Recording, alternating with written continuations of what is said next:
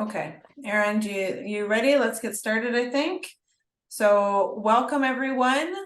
My name is Amy Friesen. I am the founder and CEO of Tea and Toast, and we specialize in helping folks navigate the elder care journey, which means housing or additional services and planning. And today I'm grateful to have Erin McNamara with us from McNamara Law. Erin specializes in incapacity planning as well as many other things. I'm going to let Erin introduce herself in just 1 minute. Just brief housekeeping items. If you have questions during the presentation, if you wouldn't mind popping them in the chat box. At the end of the presentation, I will read through the questions, so you have lots of time to put them in there. But if you don't want to forget, just put it in the chat box and hit send, not a problem. And then we'll come back on, I'll come back on screen and we'll address those questions with Erin for you. So if everybody's ready, Erin, thanks so much for joining us. Over to you. Okay, good afternoon, everyone. Thanks for having me, Amy. Just a brief introduction of who I am for those of you who don't know me. So I have a law firm called McNamara Law Services, and I started that in 2016. So it's coming up to 8 years soon. And it's basically an estates law firm. So the focus of our whole practice is estate law. So it's, as Amy mentioned, some planning, which is wills, powers of attorney. I deal with incapacity issues. We also deal with estate administration, such as probate applications, executor assistance, that kind of thing. As well, I'm an adjunct professor at the University of Ottawa, where I teach the wills course. So it's all estates all the time. I really enjoy that. And as well, I do a lot of public speaking to various groups, legal conferences, public groups, private groups, you name it. So I really love doing that as well. So I'm really thrilled to be here today. And my goal is to provide some information so that it can be useful to you and sort of shed some light on some of the myths surrounding powers of attorney. So without further ado, let's get started. Okay, so basically this is our agenda today. Okay, so these are the things that we want to cover today. The first thing is, what are the different types of powers of attorney? What the heck is a living will? Because I get asked that question often from clients. Is it a will? How does that work? We'll talk about that. And what happens if you don't have powers of attorney in place, or a loved one doesn't have these documents in place? What are your options? And that's often a point of a lot of stress for people. So I wanted to discuss sort of what the options are in the absence of, proper planning. So because, life happens and sometimes that arises. So we'll get into that. Alrighty, so types of powers of attorney. The first one is the power of attorney for property. And before I kind of get into the definition, I want to say, sort of clarify the difference between powers of attorney and wills. So powers of attorney are documents that are in place for your benefit while you're alive. So once a person passes away, powers of attorney go away. So they become void essentially at the moment someone passes. That's when their will takes over and kicks in. Hopefully they have a will, but they all kind of coordinate together. So I always say to clients, powers of attorney are the living documents, and the will is obviously when you pass. So just wanted to make that clarification, and they can all kind of coordinate and work together. But I just wanted to make it really clear that these are only valid while someone's alive. So the first one in Ontario is the power of attorney for property. Now, this document deals with anything to do with money. So bill payments, banking, tax returns, cell phone plans, subscriptions, gym memberships, anything that deals with money is dealt with under this power of attorney for property. And what it does is it gives someone else the authority to make these decisions that are dealing with your finances on your behalf. Okay, so they step in, and because of this document, they have the authority to do basically anything. And we'll talk about, we'll talk in more detail what that entails, but it's basically the money side. Okay. The power of attorney for personal care is just the document that gives someone the authority to make decisions about your person. Think of it that way. So medical decisions, surgeries, medications, long-term care facility, where you're going to live, dental work, who you're going to have as your dentist, who you're going to have as your physiotherapist, getting you to those appointments. All of that is covered under the personal care side. It doesn't have to be the same person. It can be completely different people that you've appointed, or it can be the same person. Okay, so sometimes I see in clients, they'll have one of their children maybe will be appointed as the attorney for property. Maybe they have an accounting side, or they're really good with numbers, or they're really organized. And then the other child might be a nurse, or just have a different perspective and be more appropriate for the care side of things. So they can coordinate. I also get asked the question, can I have more than one attorney? Yes, you can. Okay, so sometimes clients have, let's say, both their kids on as both attorneys. With that, I say, it's important that they get along. You don't want to have a situation where there's already conflict built in, because these decisions tend to exacerbate those conflicts and those challenges between siblings or whoever you've appointed. So it's something to keep in mind when you're considering who should I appoint to these positions. The other thing to note is that when there's two or more attorneys, there's an option of them acting as joint, which means every decision has to be made together. There needs to be a consensus to move forward on anything. Or you can do joint and several. Joint and several means either or. So one person can make a decision on their own, or together, whatever they prefer.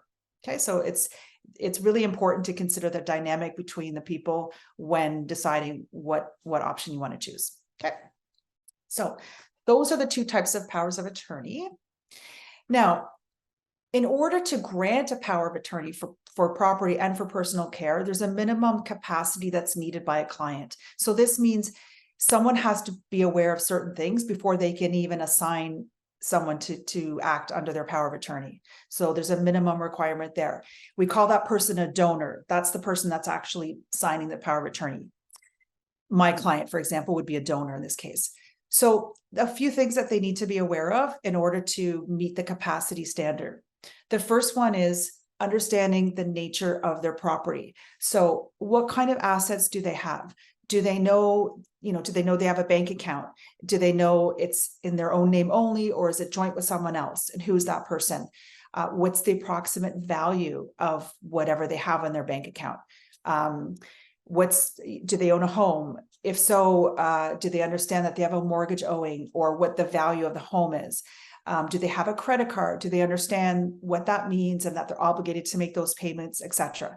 So every lawyer in Ontario, when they're dealing with clients, we all have, or we should all have, a sort of a questionnaire that we go through to satisfy ourselves that clients have this capacity. By the way, just a fun fact about this, there's a presumed capacity in Ontario, which means we presume everyone has capacity. So when I'm meeting with clients for the first time, I'm presuming they do have capacity. I'm just confirming with some questions that I need to have so that I'm satisfied that I've checked that. Okay. Financial obligations. Are there debts owing? Is there a loan that they owe someone? Do they have credit cards? Is there a mortgage? That kind of thing. Okay. Is there a support arrangement? Maybe they've separated or divorced and they have to pay child support or spousal support. That kind of thing. So checking to make sure that they understand that those obligations are in place. And the reason that we ask that for the property document is because those obligations will need to continue under the attorney acting. So whoever they're assigning this authority to will need to understand that and pay that on their behalf. So before they can give someone the authority, they have to have a full understanding of what it is that they're obligated to do. The other big one is the scope of power. So it's really important that clients fully understand the power of this document. It is a very powerful document. You can basically do anything except for write a will, okay, for someone. And you can't change their beneficiary designations on, let's say, an RSP or life insurance. But everything else you can do. That includes selling real estate, moving their money to your bank, adding yourself as a joint account holder, changing the title of a home, like anything. And under most circumstances, it's appropriate. And of course, the person trusts, whoever they're appointing. But it's really important to have that discussion. If anyone here is meeting with a professional to help them with this, it's really important that this discussion happens so that you really fully understand what you're allowing someone to do. Okay. The Substitute Decisions Act, which is the legislation that governs these powers of attorney has these the scope of power written right into the legislation. So what I do is I bring that to the attention of my clients so that they fully understand that. So that's important. The other thing is the duties of the attorney. That's important too, because there's a lot to it potentially. It's basically someone taking over your financial life. So if you think about all the things that you have right now that are tied to finances, your rent, your mortgage, your property taxes, credit cards, subscriptions, renewals of, anything online, Microsoft, whatever. Okay, paying bills, any of that, tax returns, any and all of that would be covered by the attorney. And so it's potentially a big job. So you want to make sure whoever you're thinking of appointing can handle all that. And they're not sort of scattered and unable to do more than one thing at a time, because there's going to be a lot of moving parts potentially for this. So it's important that, the person's appropriate. The other thing to talk about under duties is the attorney actually has written duties in the Substitute Decisions Act that governs their activities. So I do get asked this question as well, like what happens, if an attorney goes rogue and things get mismanaged?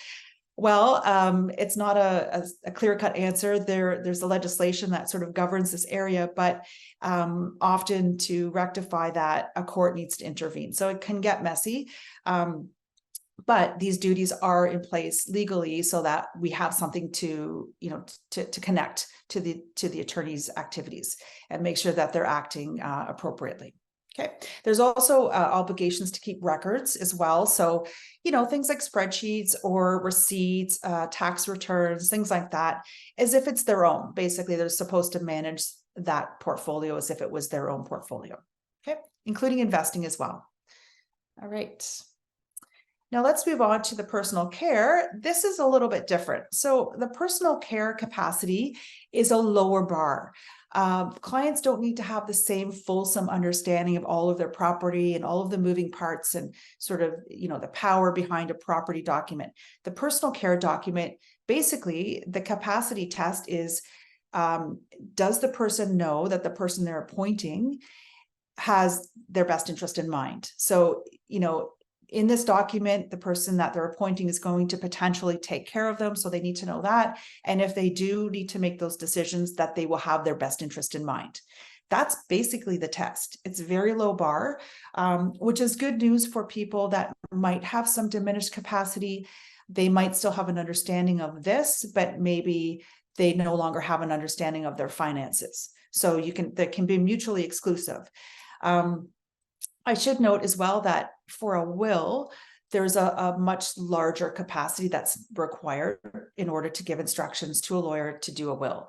So that's sort of like all encompassing the same requirements under the property that we talked about and some other additional things. And then the power of attorney for property is under that. So it's not as high of a bar. It's a little less needed to have capacity, but it's still pretty, it's still, there's still a lot to it. And then under that still is the personal care. So again, it's like 3 different levels. Most clients can do all 3.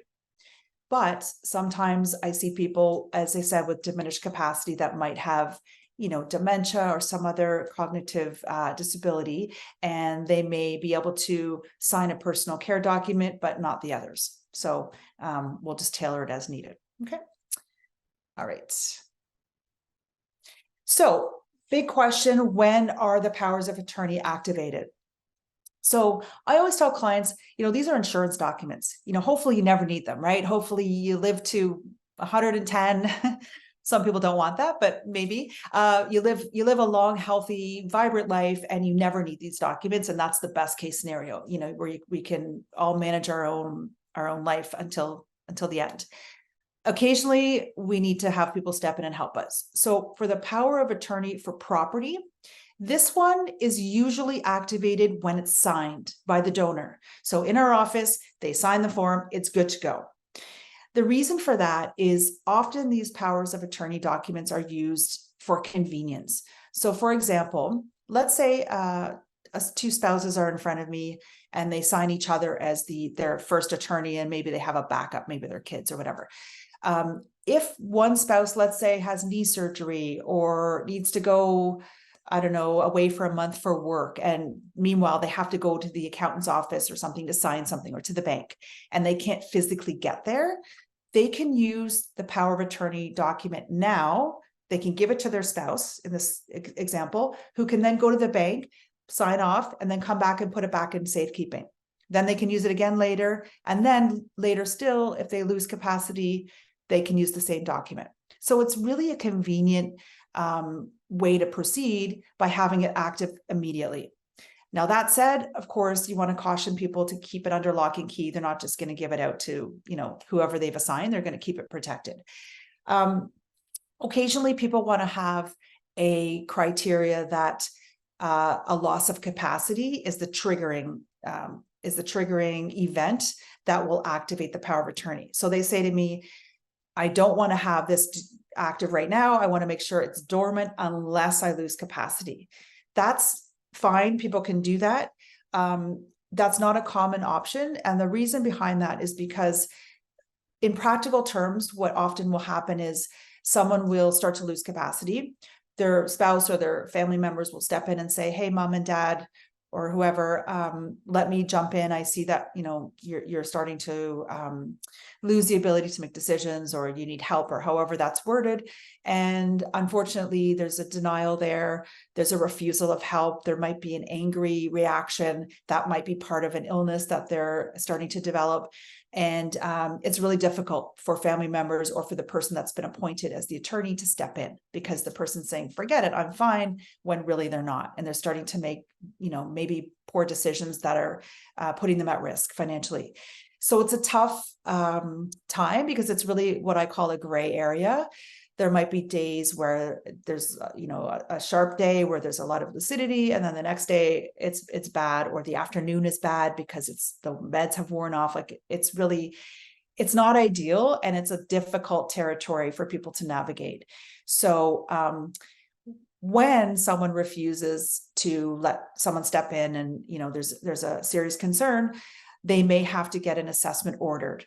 There are capacity assessors in Ontario that are part of what we call a roster through the court system. If anyone's interested, they could just Google Ontario capacity assessor roster, like those words, and it'll come up, and you'll see a link to the court website with a list of all the capacity assessors in the various cities in Ontario. It's a fantastic resource. The fees are set by the court, which is great as well. So they're not private fees, they're legislated fees. All of the assessors on this roster are certified, so that's great. But ideally, the person says, yes, I'll go for the assessment, but we all know that's not necessarily going to be the case. So they might refuse it. So now the person's stuck saying, well, what do I do? Maybe they have to get a court order, and that's really stressful, and that just creates conflict and just a lot of heartache and just a bad situation. So that can happen.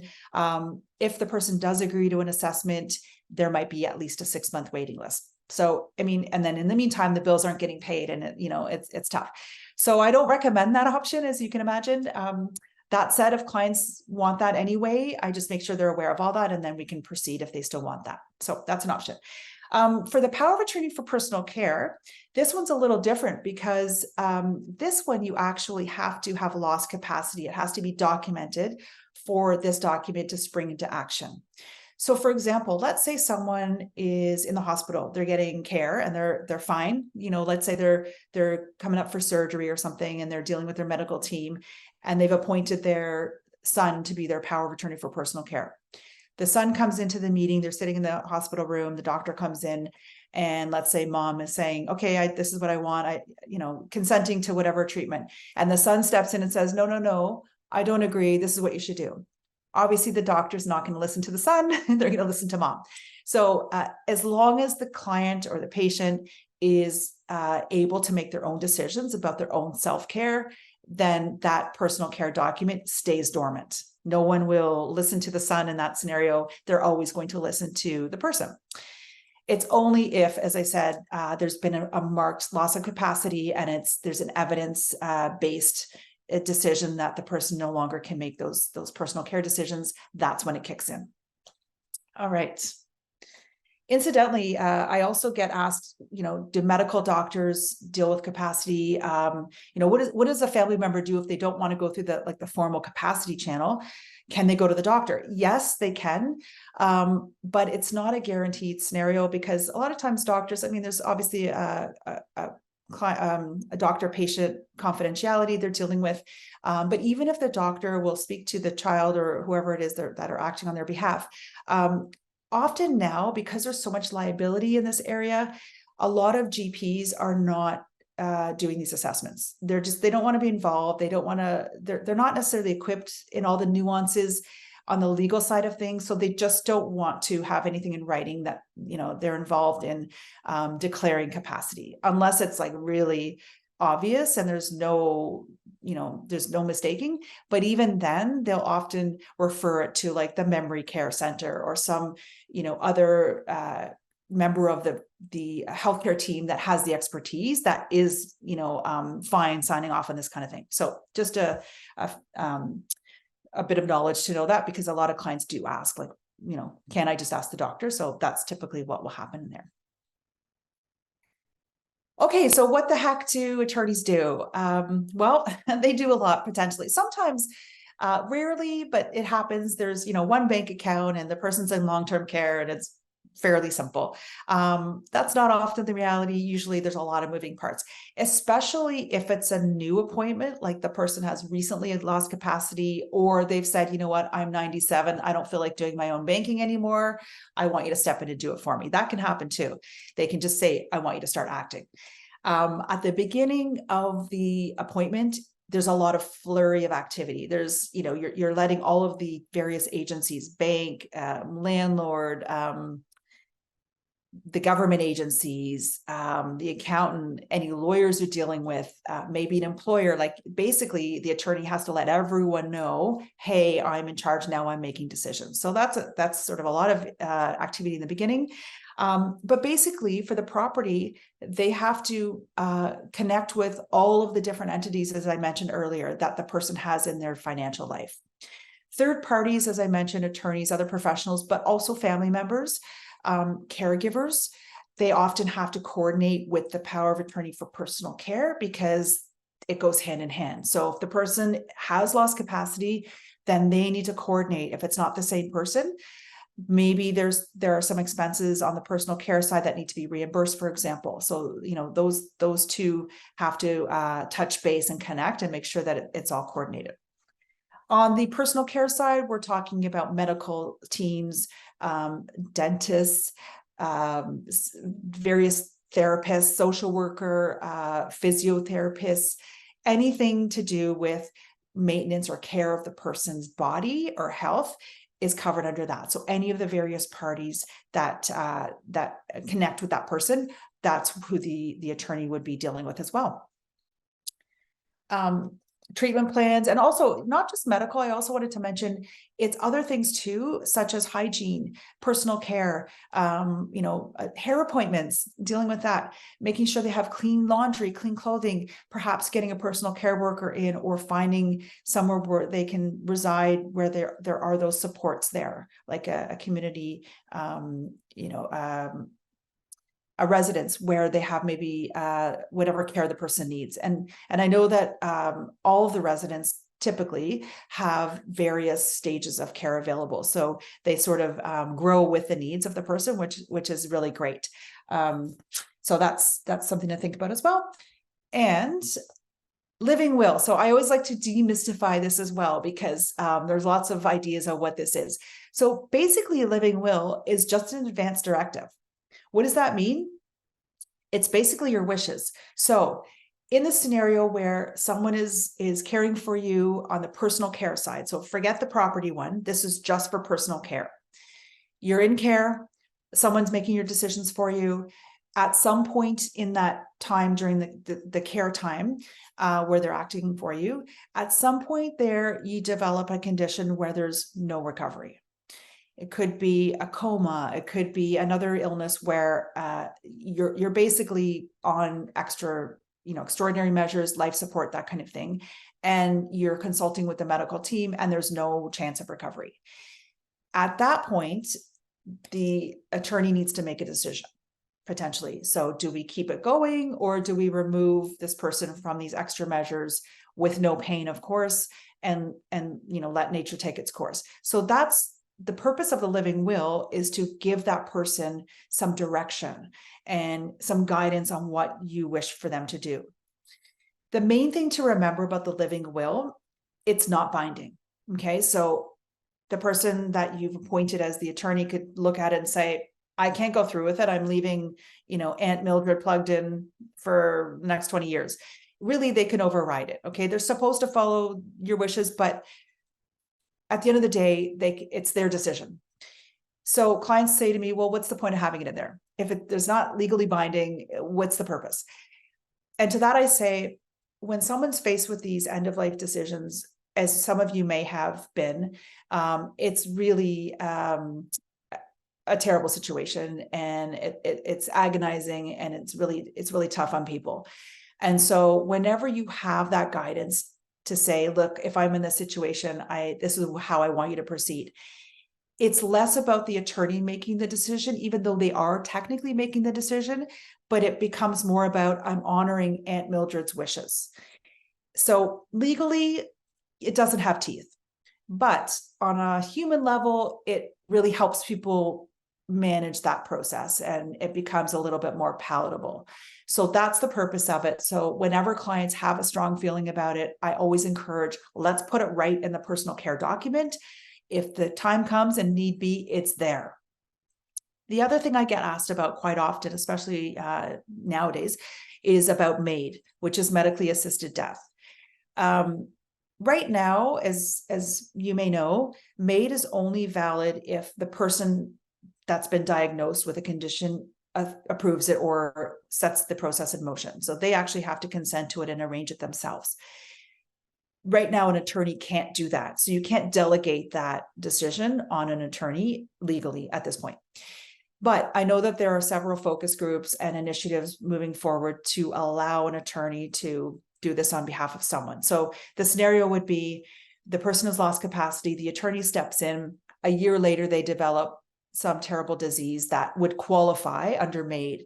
And the attorney knows if the person was of sound mind and had capacity, they would definitely go for that. Like, they've discussed it, they know that that's what they would want. This initiative that's moving forward is going to, if it goes through, is going to allow the attorney to make a decision at that later time. So it's not the person making the decision anymore, it's the attorney. Currently, it's not legal for that. So what I do for clients is I write it in a way that says, look, if it is legal, this is what I want. Okay, but even if you leave it out of the document, it's important to have these discussions with the person that you've appointed as this attorney potentially, so that they know what your wishes are. And then if that does come to be, they can follow through with those wishes. Same thing with the DNR. Typically the DNR is do not resuscitate. That's something that's usually done at the time. It's really specific to the situation. So when clients want it in there, I usually tell them, we can put it in there as a general principle. That's what you'd like, but just know that the attorney at the time would make that appropriate decision. Okay. So, for example, if the person's otherwise healthy, but they're going in for a regular routine surgery, and there's an issue during surgery, but they can be revived, maybe that's something that you do want, because generally speaking, their quality of life is still good. So that would be sort of a game time decision for the attorney to make, but we can certainly put it in the living will so that they're aware of that. Okay.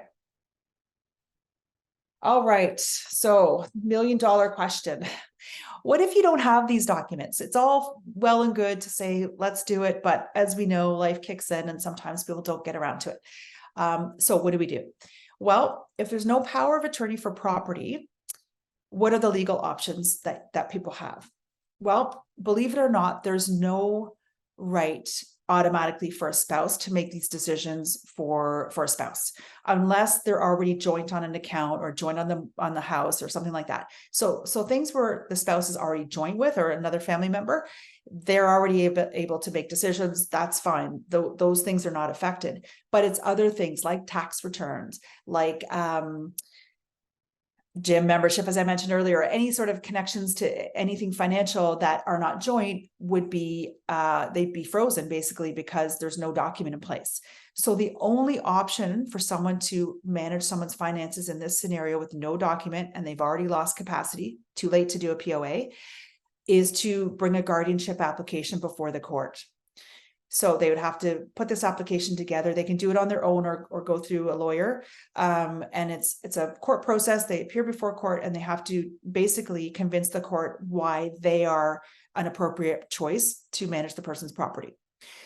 When a court grants guardianship, it's a very involved process, because what they're essentially doing is they're removing someone's rights to deal with their own property, which is a huge deal. So it's one thing to assign it yourself and your own power of attorney, but for a court to step in and do it, it's just, there's so many steps to it. There's so many quality control checks as there should be. There's so much oversight as there should be. So it's a long process. It takes a while to get in front of a judge, but also just to put this application together. There's budgeting, there's financial planning, there's a bunch of things required. So that's really the only option. Now, on the personal care side, thankfully, it is easier. It's a little bit different. The Healthcare Consent Act actually allows a family member to step in and make decisions. So it really avoids someone being left in a hallway, the proverbial hallway in the hospital. I don't know if it's proverbial anymore, but it prevents someone from being sort of left in the dark and not having that care plan and not having a decision maker. So it's filled that gap. Now, someone could also go to court and be appointed as the guardian for personal care. I would think if they're going to do that, they're also doing the property one. If they don't need to do the property one, then they just can act under their Healthcare Consent Act. They don't need a guardianship order. So they wouldn't need one in that scenario. But under the Healthcare Consent Act, it's important to understand that a spouse can make decisions. They take priority over next of kin, as well as a common law partner. Normally, common law partners have no rights legally under the estate sort of umbrella. But in this case, they do have the ability to make decisions as the partner. One step further, just a partner can make decisions. They don't even need to be common law. They just need to show that they are the partner, that the medical team would be satisfied with, and then they can proceed and make decisions. The next order, if there's no spouse or partner, would be next of kin, children, siblings, niece and nephew, whoever comes forward to make those decisions. Okay, so we do have something in place, but by the way, if there's no one that steps forward to either make decisions or to bring a guardianship application in the case of a property one, then the public guardian and trustee is appointed. Okay, so that's a question I get asked too. Like if someone doesn't have anyone that is willing to or knows about it or whatever, that doesn't come forward to act, the public guardian will step in and they will be appointed. So the person's finances will be run by the public guardian as well as their personal care decisions. Of course, there are people that work for the public guardian. It's not, it's not just an institution, but they don't know the person. Okay, so it's not ideal. They have no connection to the person. They do their job, of course, the best they can, but again, there's no personal connection. The other thing I want to mention with the guardianship is that, and even under the Healthcare Consent Act, the people coming forward to make decisions are not people that you've appointed. Keep that in mind. So sometimes there's conflict in families, right? So maybe a sibling comes forward that isn't the person you would have trusted with those decisions, but now here they are. So something to consider, leaving it up to that is never ideal, of course, because it's a complete loss of control and you really don't know who's going to be doing what on your behalf. So, and the cost of it, the timing of it, it's just not ideal. But if there's no other options, at least there's some road where you can proceed and get those controls in place so that you can make decisions for people when there's no documents.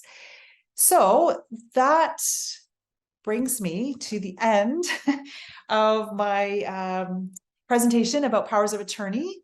So what I'll do is I'll take the presentation down, and Amy, I'll throw it over to you. Thank you, Erin. As always, very valuable, and we have a host of questions for you, as I know you know. And start from the front, from the top, and see where we go. So, First question is curious to see how you cover off online accounts like Facebook and electronic devices like smartphones when it comes to access and managing. Yeah, so the power of attorney documents should be like, let's say for property, that would be the one that would be relevant here. That should be enough for parties to give the person access to be able to manage those different things. I know, for example, let's say you have a question about an iPhone or you need a new one or whatever.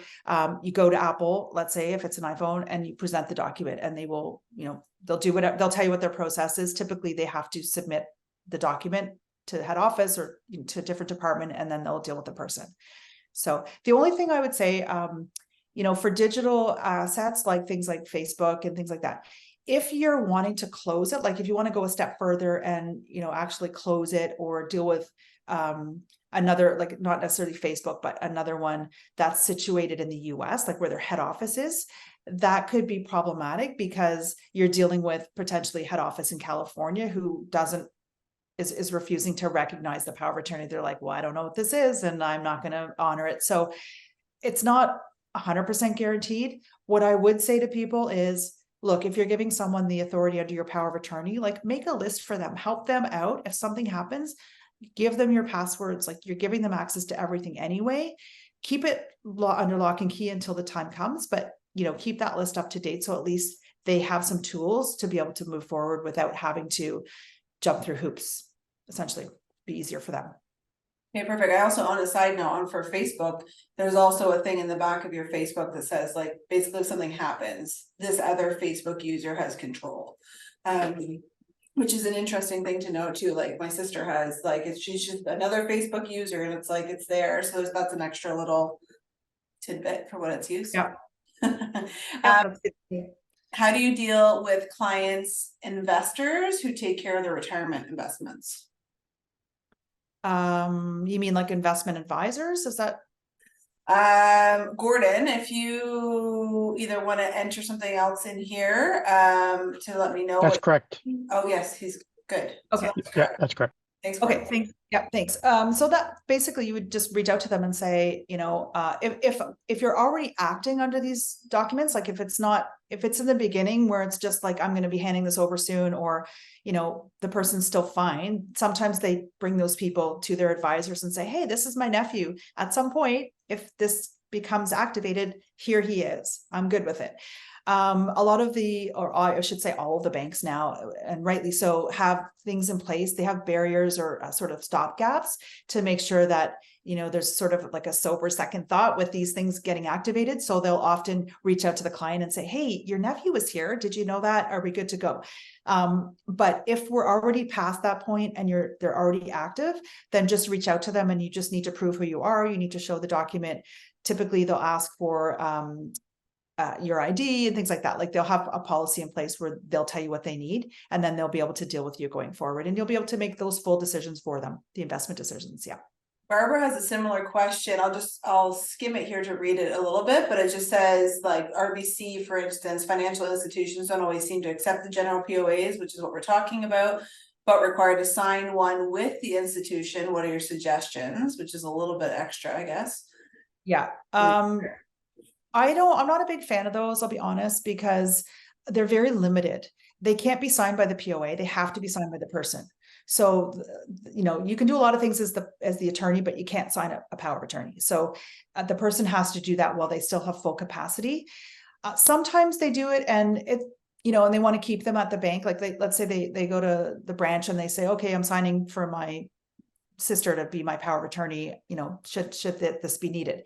The problem is the sister goes in and they can deal with it, and that's all fine, but that's it. Like they can't do anything else outside of that bank. They can't do other things. So the general power of attorney is really required, in my opinion, for everything. And it also would cover that branch too. Like it would cover everything. The banks should not require that. They should honor the power of attorney. And if they don't honor it, like I've been contacted a few times by branches saying, hey, did you do this power of attorney? Someone presented it and I just want to make sure. And that's great. And I would confirm it, and, and then they're good to go. That's fine. They're just doing a due diligence, but to flat out reject it, that's a whole legal issue like that. They shouldn't be doing that.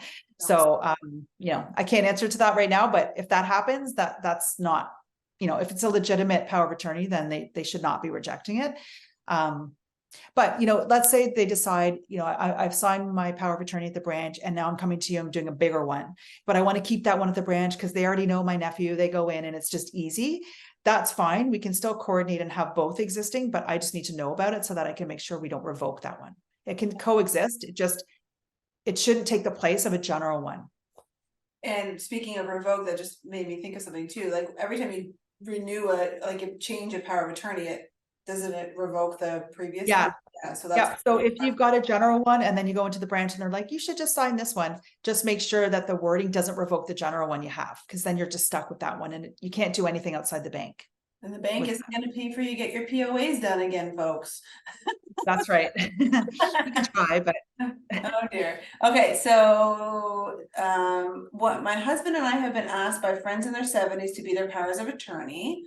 What should we outline for them regarding the kind of information about them we would need to access to fulfill our responsibilities if needed? I would say have them provide a list of everything, their credit cards, where they do their banking. Account numbers would be great. And I'm not saying provide it now. Of course, you don't want that information out there. Plus you could change your accounts, etc. I would say, just say, look, if anything happens, there's a USB or, it's in my safe or somewhere, that they could access it so that it's just easier for them. Things like, here's who does my snow removal, like all those little things that are really helpful for an attorney to know that they wouldn't otherwise know, that they can then reach out to those different parties. So just a list, basically. I would also suggest, I'll take this opportunity to say on tntoast.ca, we have a free download of a state planner, and that'll cover off most of what Erin's saying, which is just for people. It's an organized way to keep it all. So if you need some guidance, that's there. It doesn't have every single thing. It has quite a lot though, that might be helpful.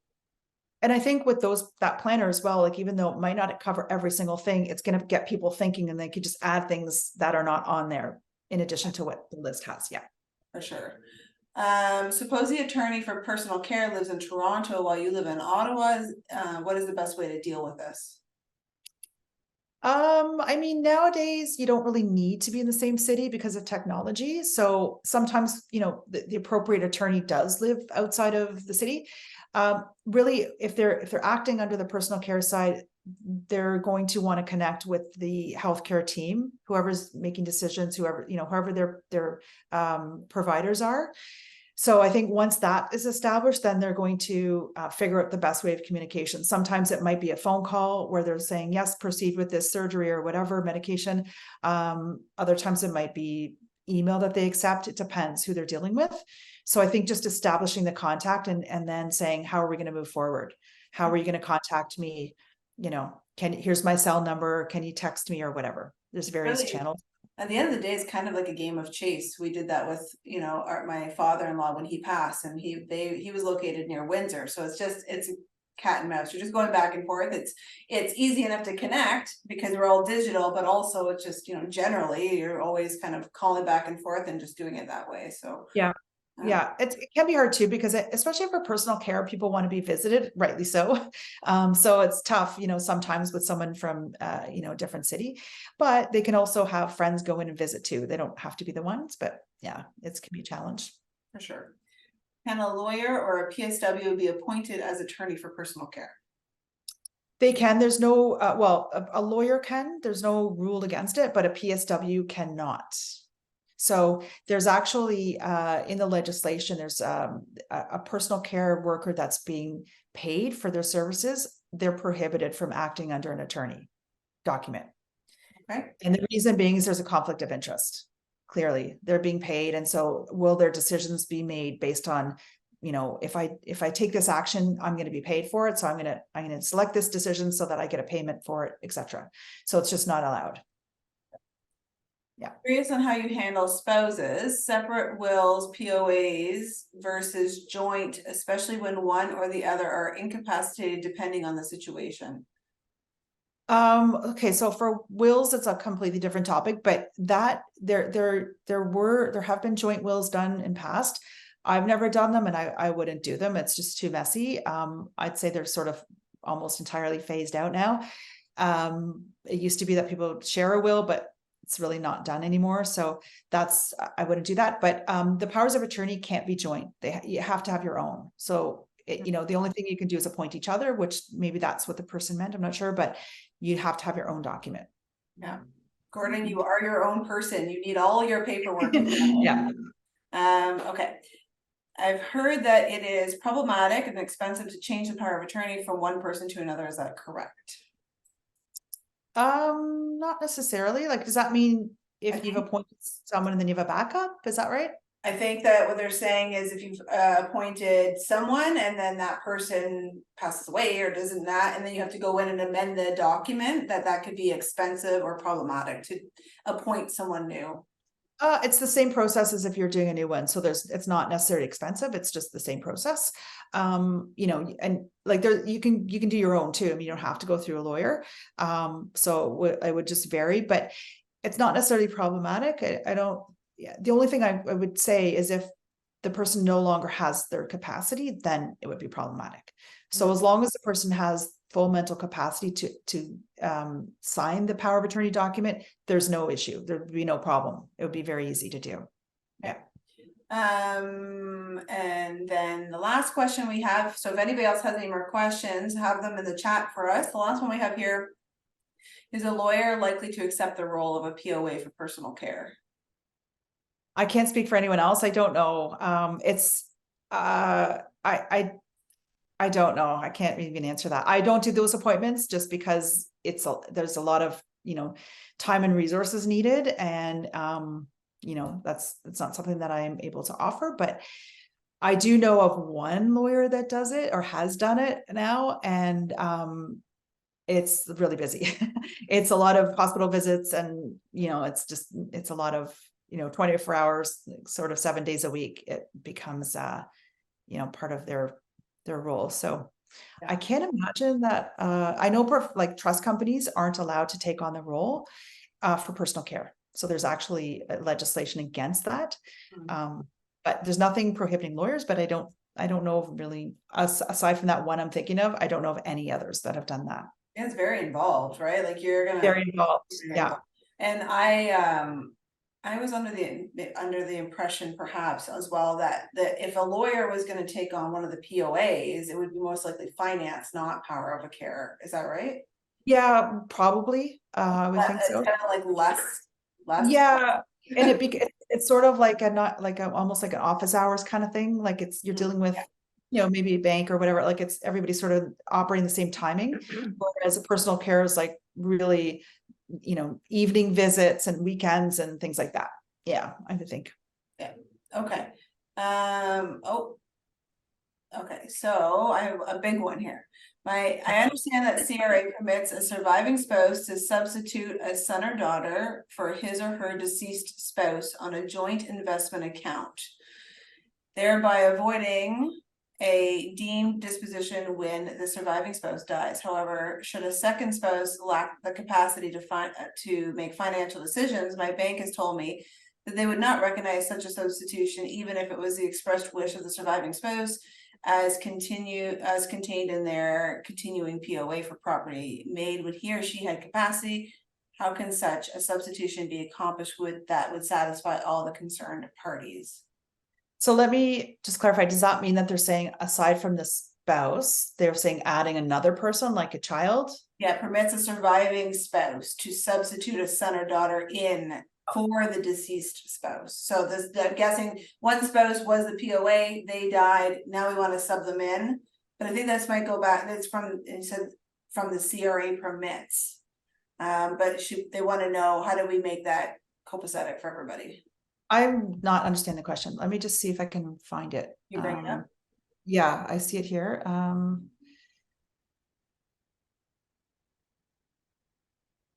Okay.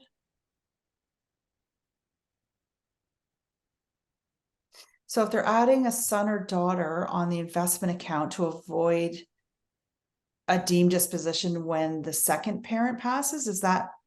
That's right. Oh, thanks. Okay. Thanks, Diane.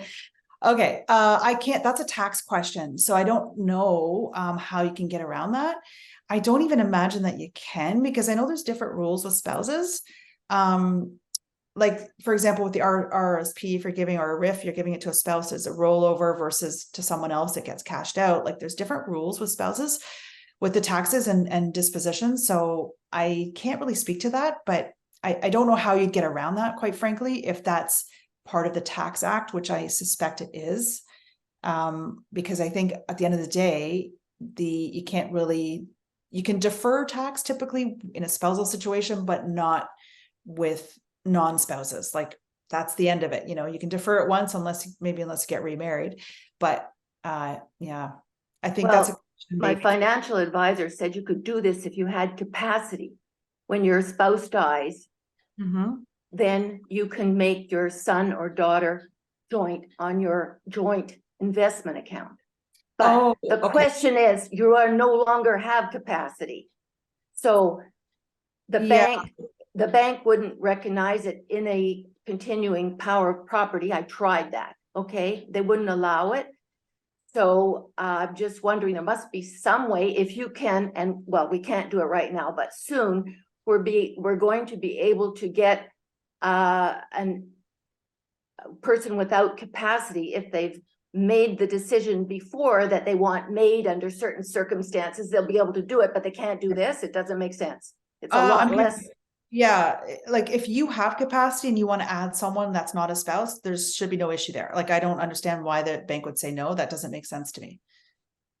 Like, and if someone's acting as your power of attorney and you've lost capacity and they want to add their name as a joint account holder, they should be able to. Like, I don't understand why there's a no there. It doesn't on an investment account. Yeah, it doesn't make sense to me to hear that. So I don't know what maybe there's a specific scenario with that account. I don't know, but generally speaking, they should be able to do that. That said, I usually don't recommend people be joint on assets, because for various reasons. But with the power of attorney, someone doesn't need to be joint, because they just have full control over it anyway. They don't need to put their name on it, so they can. Yeah, but the power of attorney dies when the person dies, right? So they can't do anything after the person dies. Oh, okay. So I didn't realize that's what so then the will would kick in. That's what comes into play, right? So, yeah. So the power of attorney goes away. So if you put someone joint, does that continue to be joint in their names after you've passed? I think that's the question. Well, apparently you can only do this after the first spouse has died.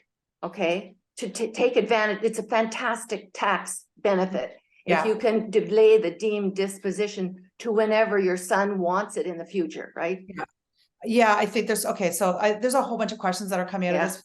It's really complicated, right? Yeah, I knew that, but I thought I'd try. Yeah, I'll just wrap it up to say it's probably goes back to the tax question that I mentioned earlier, the tax situation, that you have to have it. You can't defer a second time. Yeah, it has to, when you pass, that's when you have to dispose of the asset, and for tax purposes, and then you get capital gains. Yeah. So to pursue this, who do I talk to? CRA or? I would talk to an accountant and ask them about it. Okay. A chartered accountant. Yeah. Okay, They'll know. thanks. They know the Tax Act inside out, and that's what it refers to. Thanks. Yep. All right. Thanks, Erin. That's all the questions we have. Great questions today, everyone. I just want to let you know that I will be sending out an email with the recording, so that if you like to go back through or forward it to friends and family, absolutely, it's there for you. That'll come out in the next 48 hours or so. I just want to thank you again, Erin, for joining us. As always, lots of knowledge, and I love when you present, because I know, even just based on our chat here, that there's so many questions around this, and just trying to really encourage people to plan and get their things in the right order, so that they don't have as many hiccups, or that their family doesn't have as many hiccups, because as you know, we work with people that are already using their powers of attorney, or things that happen, and there's a lot of hiccups that can happen if the proper documents are in place. Yeah, there certainly are, and I'm sure you see it as well. And thank you, Amy, for inviting me. I really appreciate being here, and it's always a pleasure to just get this information out and answer your questions, and hopefully everyone found this helpful and some information that they can use in their own scenarios, you know. Absolutely. Barbara wants to know, can you let us know when you're giving future or further webinars? Do you have any other webinars coming up, Erin? I don't think I have any planned right now. Yeah, I'll try to post it on my website. Okay. And Well, usually like, what's that? I was gonna say, what I'll do, because I'm gonna ask you if you're in Ottawa. Yes, you are in Ottawa. Yeah. And so what I'll do is when I send out the information about the webinar, I'll include your website address so that people can go and look you up there too. Perfect, thank you. And I can also help, you know, I have clients all over the place, like all over Ontario. So now everything's virtual, which is great. So there's a lot more access for people. Yeah. If there's, especially if there's, well, there won't be another lockdown, but if there was, computers work really well in that scenario too. But yeah, just reach out if anyone has questions or whatever. I'd be happy to chat with you. Awesome. All right, we'll end it there. I hope everyone has a great day. Thanks again for coming on, and look for your copy of the webinar in your inbox in a couple of days. Thanks, everybody. Everyone.